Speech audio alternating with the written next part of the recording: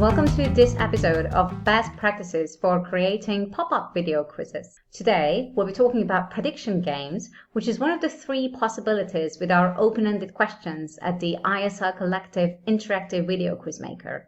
First, because I'm a big believer in the power of demonstration, let me show you what a prediction game looks like in action. I'll be using a video quiz from our site ISL Collective, which has been super popular. Apparently, people like predicting stuff. Which makes sense, because it's such a nice natural follow-on from when we used to sit around campfires with one person telling stories and everyone else wondering, and then? And then? So let me give you some context here. We're looking at a vending machine in an office here, and we've got a black hole, which seems to be enabling our protagonist, an office worker, to reach inside the machine and retrieve something. And this is just the beginning of all the adventures. Let's have a look.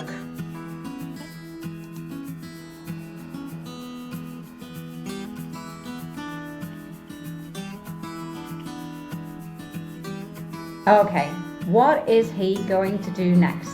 Okay, so we've got a bar of chocolate that he got with the help of the black hole, a door that looks very close, and a facial expression that tells a complicated story about how this guy feels about his job, his bosses, and the system in general.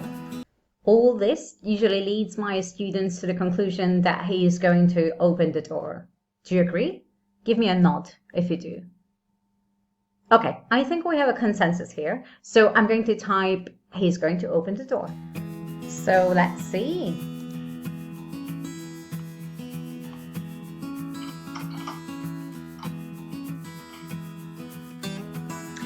Okay, a few things I want to talk about here. The most important question, of course, is whether we were right. This is one of my beloved features about open-ended questions, that students have the chance to decide whether they got the answer right or wrong. We got it right, of course. Because, teachers can obviously provide one correct answer, but the fact of the matter is that language, including grammar, is always a matter of choice. And there are always different ways of expressing the same idea, in this case, going into the office. The second thing is, did you notice we weren't told immediately what the correct answer is when we put in our solution? Instead, we continued watching the film, and that's how we found out. Such a nice, authentic way of getting feedback.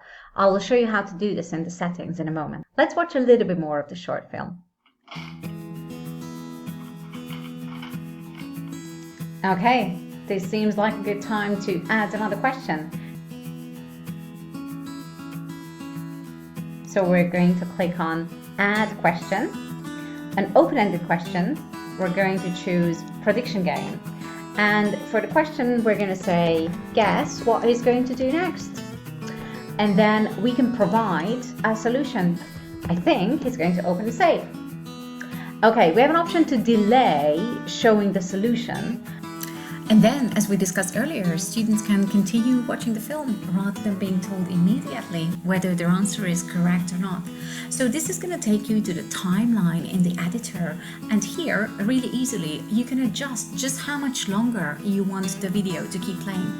In this case, I know I've got another question and he's just going to open the safe, so I'll just need that 1 second. And then you can check what it's going to look like and how much longer it's going to play. Voila! Okay. The bad news is that I'm not going to show you now what happens at the end. But the good news is that A, it's really good, and B, there's a twist.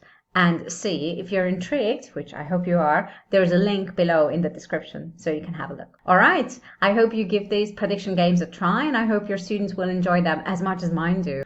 In fact, sometimes my students create these quizzes for each other and for me in the lesson. And it's such a nice change when they are the ones who have the information and the teacher just doesn't know and is just guessing. To wrap up, as always, I want to touch upon a few considerations when teaching with these quizzes. We'll start with a few questions about language. This particular quiz uses going to for every prediction task, but sometimes it's nice to vary the form, I bet he'll open the door. I think he might open the door, especially to highlight the fact that there's no one single future tense in English. Another issue is whether you want to pre-teach any words to help and scaffold the viewing experience for your students. And one lesson I've learned here from bitter experience, is not to pre-teach anything that might be giving the plot away or act as a spoiler. So instead, you can help your students with vocab as and when they are answering the prediction questions. Last but not least, we're big believers in using the same raw material for several different learning goals. So in this case, adjectives is often a good second focus when students watch the video for a second or a third time. Things like jaded, greedy, puzzled. It's less prep work for you and more learning for the students. And one final methodology tip that can help with prediction games, I always tell my students that if they've seen the film, they're not playing. I encourage them to practice their poker face and react with things like, oh really? That's what you think is going to happen?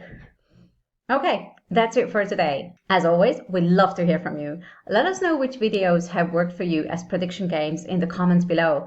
And if you haven't done so yet, then subscribe to our YouTube channel for more videos like this one. Happy predicting with our video quizzes, and I'll see you next time. Bye!